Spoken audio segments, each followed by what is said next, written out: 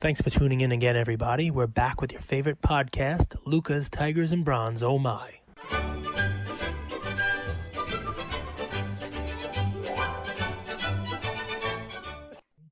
Cage just shared a little insight. He would sniff glue in the 7th grade and then do the truffle shuffle. It all makes sense. I love that truffle shuffle, man. Be honest, you only watched the first 15 minutes of the movie. I watched the whole movie. I only stayed focused for the first scene, which was awesome, by the way. That scene was hilarious. It's a great movie. It's a great movie. But you know what? It actually is a great topic. I know we've had our Goonies moment, right? But it really is something that I've been doing a lot of thinking about recently with the hobby. If you guys haven't checked out, The Wharf Sports has a fantastic story up today with many, many slides in it regarding market cap. And Andrew and I talked about market cap yesterday, and it kind of morphed into a conversation because the market cap comparisons he did were kind of like a Luka versus Mahomes, which was cross sports, but then got more detailed into Luka versus LeBron and Brady against Mahomes. And I've been having other conversations, with other folks in the hobby, some of the Card Talk pod guys. I mean, I don't know whether they listen to us. They should, because, every idea they have, we had 2 days before. So anyway, I'm talking about those guys. And Ryan, I don't know, you're a small guy, but you lift Lou and Tyler. I mean, you carry them on your back in that show. So in any event, here it is. You must be very strong for your little frame. But in case you haven't listened to this, the Card Talk guys, I was talking to them, and, I mentioned Joe Montana. And, these guys are like, Joe Montana could come up and punch me in the face, and I wouldn't know who he is. I'm like, really? Like, Joe Montana? Like, how can you say that? But it really is one of these, like, interesting things. It's something you have to consider as you're collecting, right? I guess let's call it recency bias. Does that make sense, right? A little recency bias is right? A very real thing. So there's a huge amount of supply and demand in what we do. But the demand is impacted by what you'd call a recency bias, right? So there's much more demand for someone who is a big name now. I want you to sing it for me. Can you do a little Miss Jackson if you're nasty? Can you sing a little Jackson? Can you? No. That's Outcast. I'm talking about the real Miss Jackson. Which, by the way, look at this. That's actually Miss Jackson, though. Look at this. So here's a recency bias. I say I'm sorry. Geometry. I say, I'm sorry, Miss Jackson? Miss Jackson, if you're nasty, and you do Outcast, which is a perfect example of recency bias. The Miss Jackson I'm talking about is Janet Jackson, if you're nasty, because she sang a song that said, "What have you done for me lately? What have you done for me lately?" Which, by the way, is perfect for the hobby, right? Because look at the dichotomy between Patrick Mahomes and Lamar Jackson right now. Look at what's going on with their cards just over the last couple of weeks. I mean, Mahomes is picking up steam, and Lamar is not. And I've heard some arguments about like the numbers and the market cap, like the difference between Mahomes and Luka. And people point to the fact that Mahomes won an MVP and Luka's won nothing. Well, Lamar won an MVP.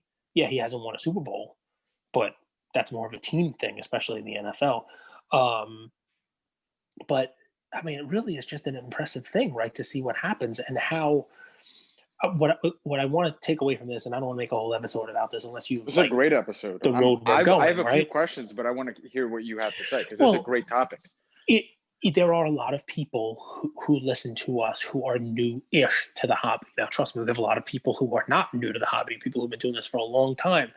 One of our longtime listeners, Yamwax, he actually just did a whole a podcast himself where he was a guest and talked about George Mikan, who probably half of our listeners don't know who that is. And it's a perfect example, right, of the split, right? So the lesson... By the way, if you're listening to this, have yourself a laugh today and go Google like a George Mikan sports basketball card. It's hilarious. The guy's wearing spectacles. He's wearing like khaki shorts with a belt on. And it's one of the most valuable cards on the market. It's fascinating. About the 48 Mikan rookie, but you can get a Mikan Prism rookie from a Prism card from the last couple of years, and he still looks ridiculous in a black and white picture. It's still, he's got Prism cards. I mean, I think in the 18 cent, I think there's a Mikan card. Anyways, the point being, you got a lot of people coming in, and this is just something you don't think about, right? You don't think about what's going to happen with these cards. A lot of the money and a lot of the purchasing goes in on the new shiny object, the new toy, the new guy that's just hot today, right? And it's I guess, be mindful of the fact that that new shiny toy was somebody else 3 or 4 years ago. So if you plan on being in this hobby, Anthony Edwards might be a great investment right now. But there was somebody a few years back who thought that Markel Fultz was a great investment as well. Thought that Anthony Bennett was a great investment as well. And clearly right now they're not. But So here's how I take it, if you don't mind. please, Like, I think when I hear the statement, like if Joe Montana came up to me and punched me in the face, I didn't know who he was. It's true. I know what he is saying and implying there. I think what makes a really successful investor, especially long term, is he or she is able to understand that there's other types of buyers and sellers in the market. It's not just one type of investor. It's not one type. So like when new, I'm going to call them, for lack of a better word, when sneaker flippers enter the sports card hobby, perhaps they're more day trading. Perhaps they're more buying for 1, 2, 3, 4, 5 months. Okay, that's one type of buyer. You also have to understand, are there people who have been investing in coins for 25 years and now they see vintage cards are going up, and are they moving their money into vintage? That's a different type of investor. Just because you don't hang out with him doesn't mean that he or she doesn't exist. So it's really important to understand, and this is back to institutional, retail, financial advisors. There's different types of buyers in the market. And just because you're not a Joe Montana investor doesn't mean that someone else isn't. yeah, no, I mean, I think the point there is that there are probably less Joe Montana investors out there. Um, you know, the hobby is right now filled with young. Less by people, I would say more by amount of money. Well, not really, right? Because you want to talk about market cap, right? I mean, you look at the market cap stuff that's out there on Luka rookies and LeBron rookies and Mahomes rookies. There's 100 and change Montana rookies. Yep. I think it's like 110, and they Yep. sell for, let's call it, $20,000 each. So what do you got, a $2 million market cap? That's significantly less than any of those other guys. Well, let's talk about that. Yeah, what please. I like about those other guys versus, let's use Lamar. The other guys, Luka, LeBron, Mahomes, they not only have the new investors, they have some older investors. They have some institutional investors. So this is where you really see run-ups, is when 3 or 4 different types of buyers go after the same card. But look at Lamar.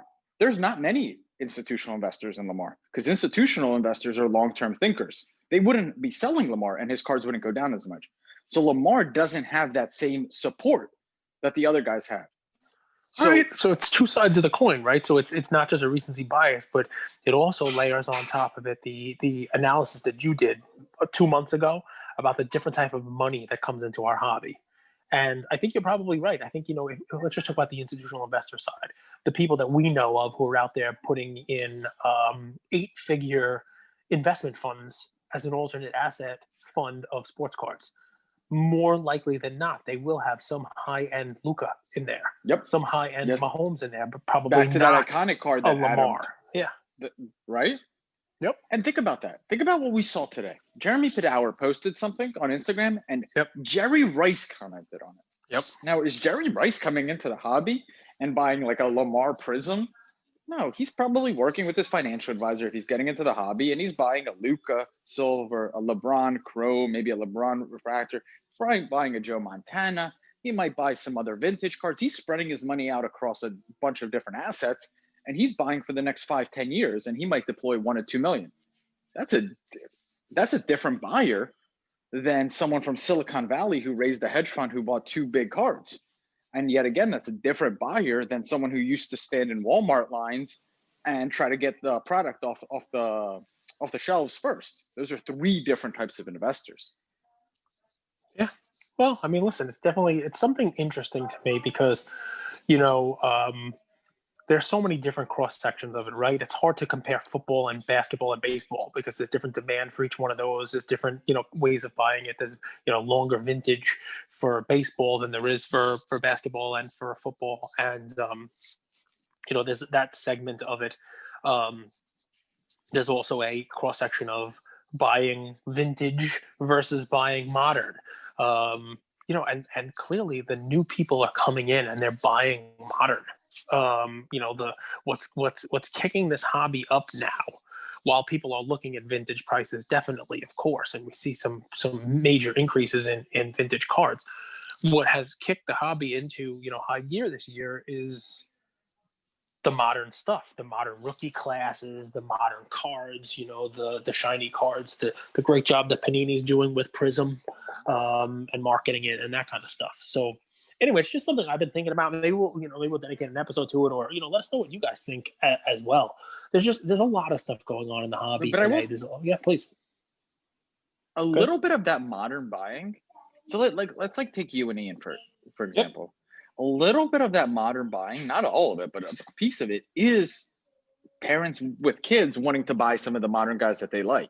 Yes. So let's say you had $10,000 to invest, you would probably buy one vintage card and a few modern cards, right? One vintage card of a guy that you grew up loving, but then you would also buy some modern guys because Ian loves them. Yeah. Well, listen, you could extrapolate that out to the guy who told me that Joe Montana could walk up to him and punch him in the face and he wouldn't know who it is, right? And that's because he loves Mahomes. Let's talk about basketball, right? The same thing applied to, if Hakeem Olajuwon walked up to him and punched him in the face, he wouldn't know. If Dikembe Mutombo did it, he would know because he would wag his finger in his face. No. So you'd know it was Mutombo. But, this guy is a LeBron guy, right? He's not a Olajuwon guy, right? But, maybe 20 years from now when Ian's spending his money, he's not spending it on LeBron. Let me show you. This is Santa got this in the mail. It's a Christmas list, right? And you know what's on the bottom of this here? On the bottom of this is LaMelo Ball Charlotte jersey, a LaMelo Ball Slam Nation jersey. I think it was their college. I think you like the city colors. John Morant jersey, a Zion Williamson jersey, and a Zion Williamson Duke jersey.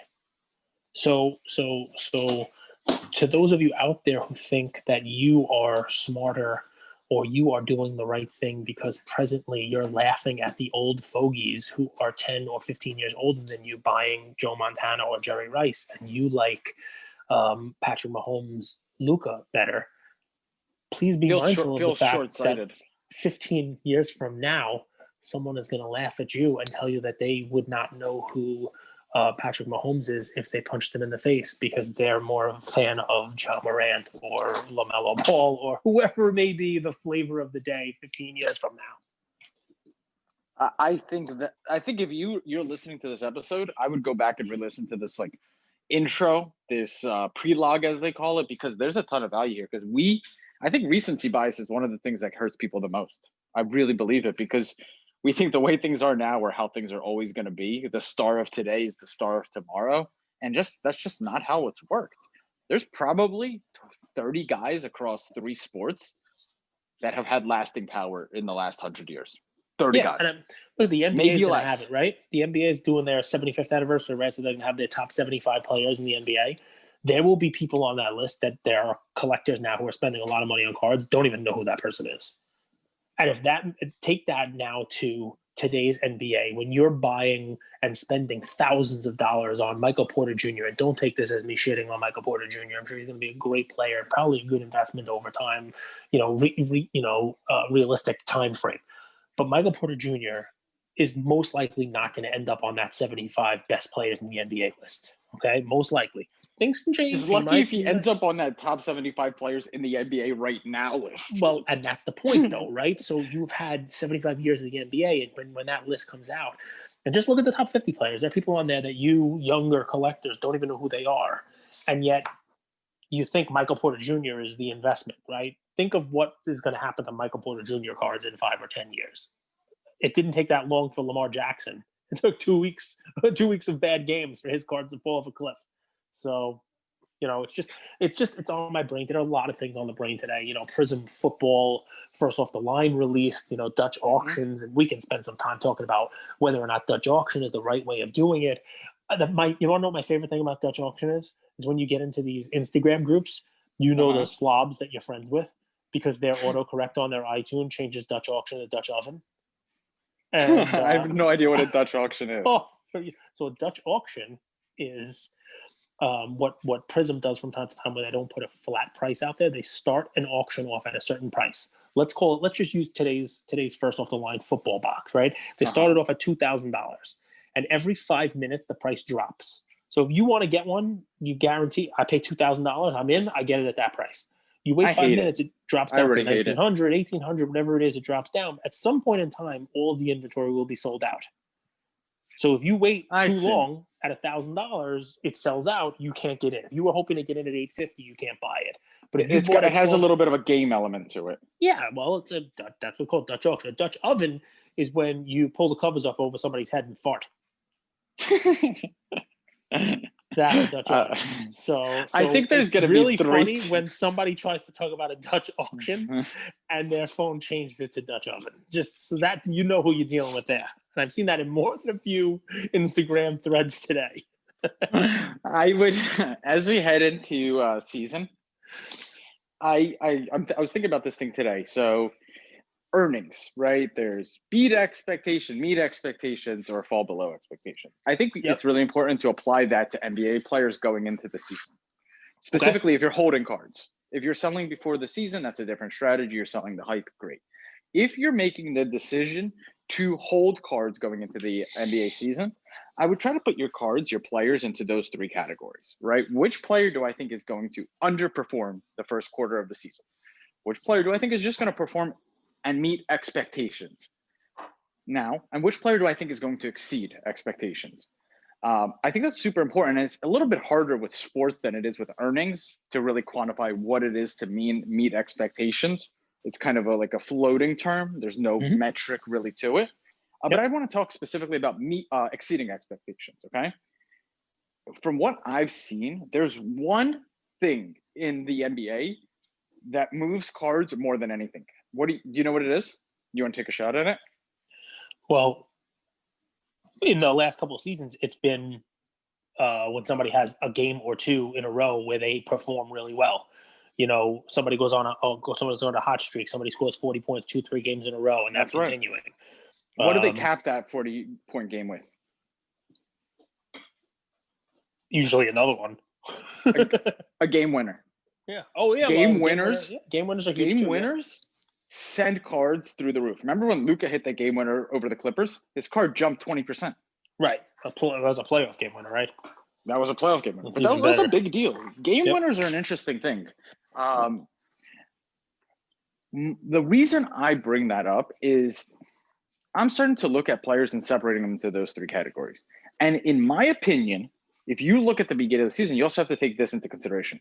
Which guys are going to be on national TV the most? And there's one guy that I know we keep beating this, but it's Luka. If there's one player I'm investing in and holding him into the season and not selling the hype, it's Luka. Maybe that's just my opinion. Maybe some people out there will say Trey or Giannis or whatever. And the play I'm going to bring you guys, and you can apply this to anyone you think will exceed expectations. I personally think Luka is going to come out. They're going to play a lot of really close games because that Mavs roster isn't that great. And I think they're going to be winning a lot of games. I think he's going to be riding that momentum of, I think the Clippers series gave him a lot of confidence. I'll be honest. I think he's going to carry that confidence into the next season. They're going to be playing a lot of tough games, close games. I think he's going to hit a few game winners. I think he's going to be averaging 35, 8, and 8. And now the card. This card was $550 August 26th, okay, during the hype. Okay. This is before he went on the run against the Clippers. This is before the game winner. This is before all the hype. Now this card is $325, $350. It's the Luka NBA Hoops PSA 10 card. It's a low pop card of the guy that I think is going to exceed expectations. It's an amazing short, middle, and long-term investment. And frankly, here's how I know to buy. There have been 10 to 15 people I know that have sent this card in. Got PSA 10s. They're getting offers for $325, $300. They're probably in this card for $50 to $85. They're not selling. They're not selling that card. Yo, look, there's a ton of his Prism out on eBay. There's not as many sales of the Hoops card as you would think for an elite #1 guy in the market. It's funny. I have more Hoops in my personal collection than I have Prism of Luka PSA 10s. It's funny. I think I think you'd be hard pressed to sell that for $325, $350, no, which is what the last. Not. It's not worth it for you, right? You made $200, but you're like, I feel like there's so much more upside. Yeah, I graded them myself. So And that's called even then, I'm support. not selling them. Yep. Isn't that called support?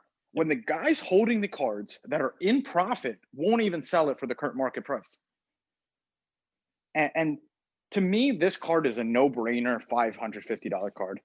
I do think that if he really exceeds expectations, and there have been a lot of guys I've covered. I've covered Michael Porter Jr., I've covered Tyler Hero, I've covered Shea Gilgeous-Alexander, I've covered Trey. You guys all know my opinions on those guys. I think it's just me. I think Luka's light years above them. I just do. He's not in the same category. He's same age as these guys, but he's been in the league for 7 mother effing years. 7 years he's a pro. I think he takes the next step. I think he's MVP. I think he has a Magic Johnson, Larry Bird type of year. And I think this card could hit 1,000. So I think he's already had Magic Johnson, Larry Bird types of years. I mean, look at his stats; they're crazy because he fills the stat sheets in every way possible. I mean, and it's not just doing a triple double; it's doing a triple double with 30 points every game, and he does it effortlessly. You know what I mean? Like it is. You look at him at halftime, and if he doesn't have 15 points, 7 and 6, you're like, all right, this is a bad game for him. Think about that. Mm-hmm. Think about that. If he's not well on his way to a triple double at halftime, you're like, he's not having a good game. Like I've told people to watch him, people who are not basketball fans, and you'll watch a game with him, and they'll say, okay, this is what everyone's talking about, and I say, yeah, well, it's halftime, man, and he's only got 12 points at halftime. Okay, that's fine, but look, he's got 7 rebounds and 6 assists. He's on pace for a 24, 14, and 12 game, and he's like, really? Like I didn't even realize it. He sat for a couple minutes. They were giving him a break. They were up by a bunch. He makes it look too easy. He really does. And dude, if people went back and watched Larry Bird, I remember this one quote by Kobe. He's like, when he first entered the league, he would ask like other defenders about like how they defended these guys. And he's like, why is Larry Bird such a tough cover? He's like, that guy's athletic. This is what Eddie Jones said to him. That guy's athletic. That guy look. And that's what I don't know what that quality is, Cage. Like sometimes you can't see athleticism through dunking or jumping super high or running fast, but somehow they have this balance or smoothness about their game that it's really hard to describe. So I love it. I like the play, and I definitely like the entry level on that one. So I want to give a basketball play also. And I love your tranches, who's going to be what they are, who's going to overperform, who's going to underperform. This is another one kind of like if you were listening to our Kelly Oubre play, right? Oubre obviously has moved around, and he's going to be in a new situation. Well, this guy, you've seen a lot of moves, right, in the offseason, right? You've seen a lot of people moving from this place to that place, moving from one team to another team.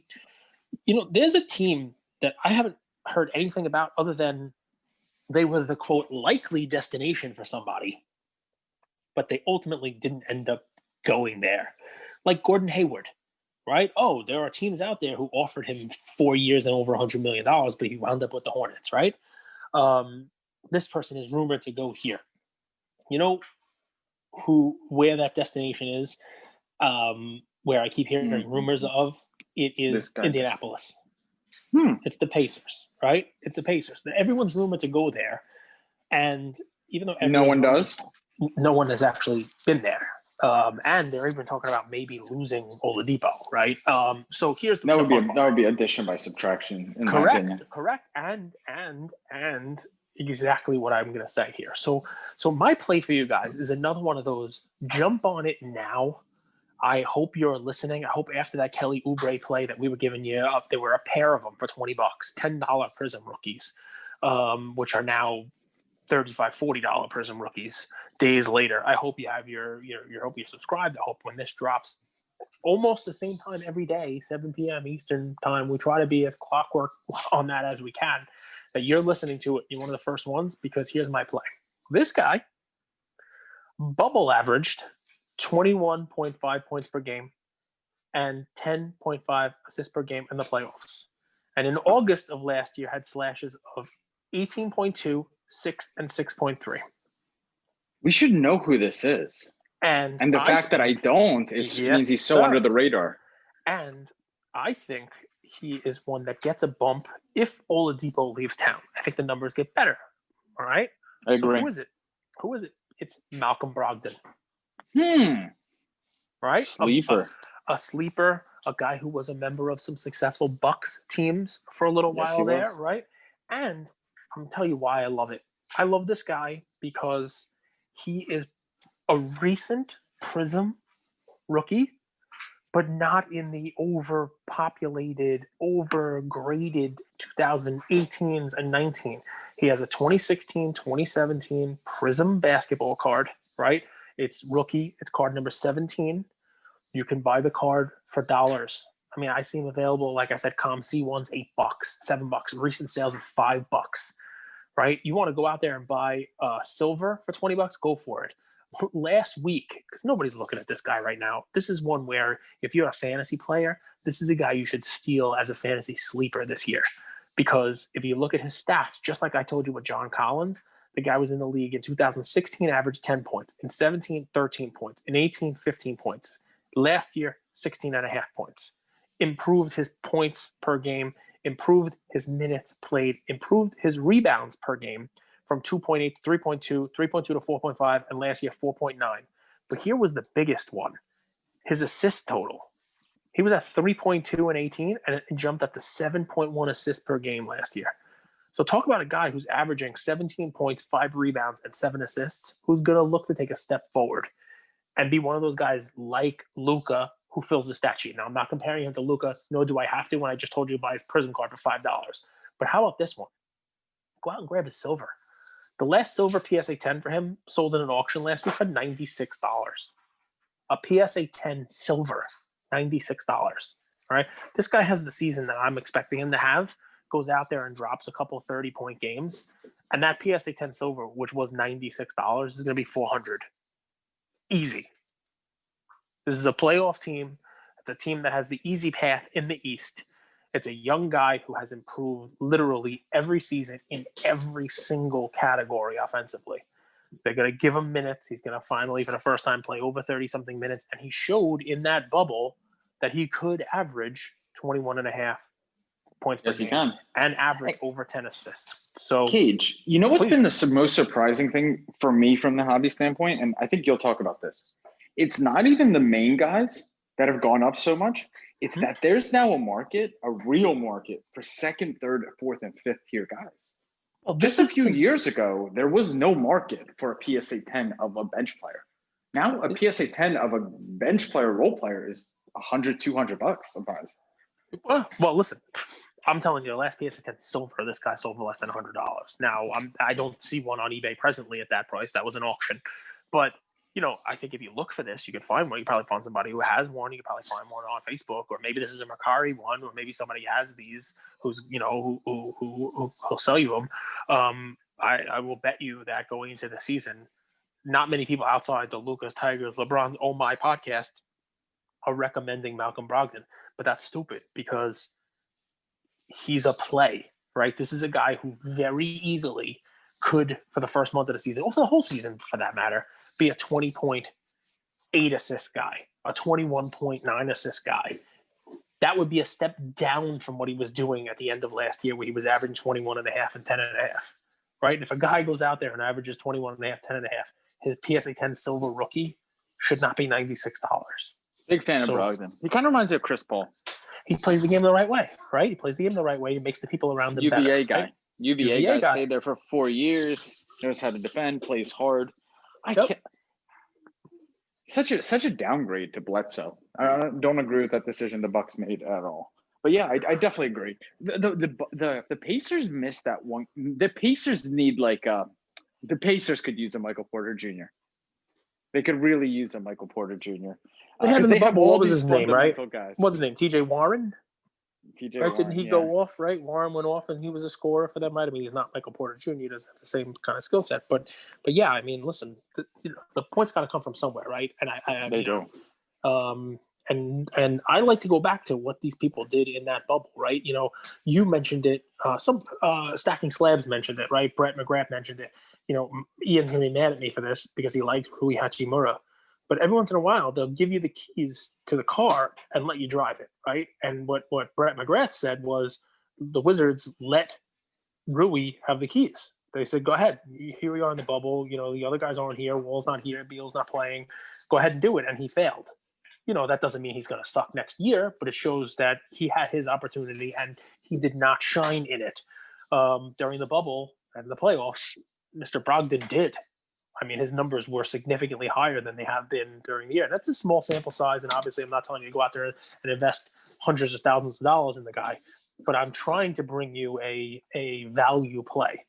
These are the kind of plays where you can stock up on raw, try to grade a couple if you have good ones, but you don't have to.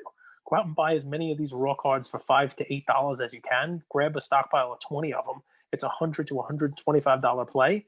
And if the guy starts off hot, you sell them each for $20, right? And you're making significant money there. I mean, it's that kind of play. It's the same type of thing as we brought you on Kelly Oubre. I love it.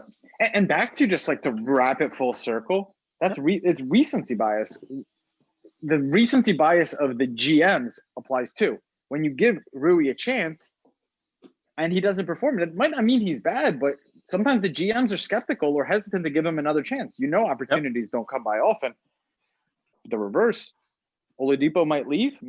Brogdon has an opportunity. It's a great time to buy. I agree. Yeah. I like Brogdon. I mean, listen, here's a play for you. If you happen to be somebody who listened to me and bought yourself a Devontae Graham PSA 10 silver, or you have one, you graded one, and it's selling for $300 right now, and you can turn that into 2 or 3 Brogdon PSA 10 silvers, why not give it a shot? Graham? Don't get rid of Graham. Graham's about to pop off.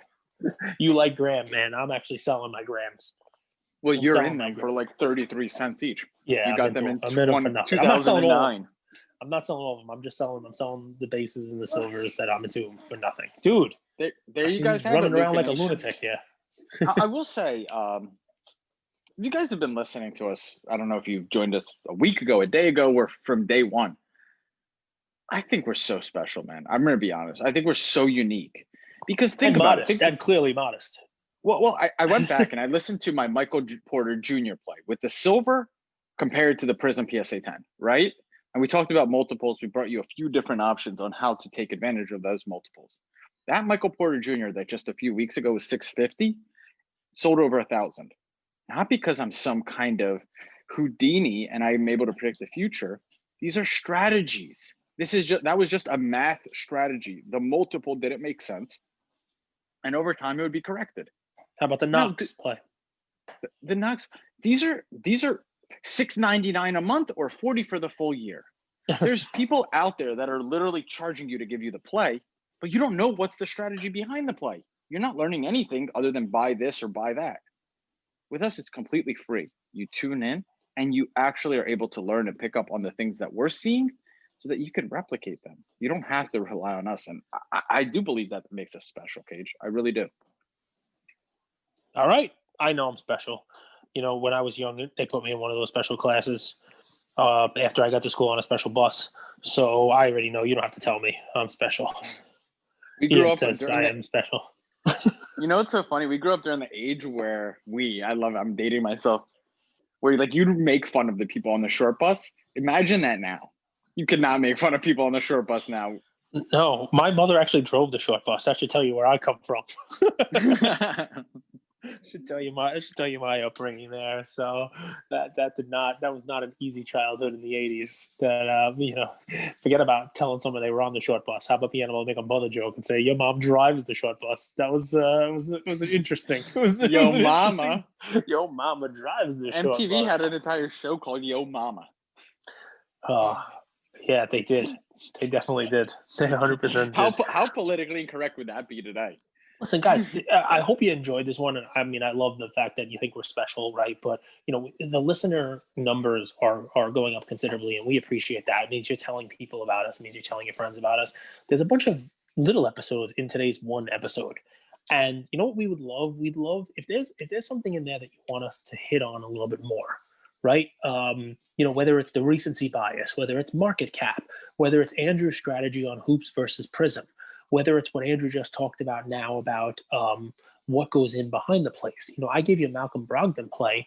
If you guys want to hear us do an episode on how I came about that Malcolm Brogdon play, how I started my research, where I went, what I looked at, and how I settled upon him, where I got the stats, how that idea popped into my brain, we can do that. We can go through that for you. And as Andrew said, for free.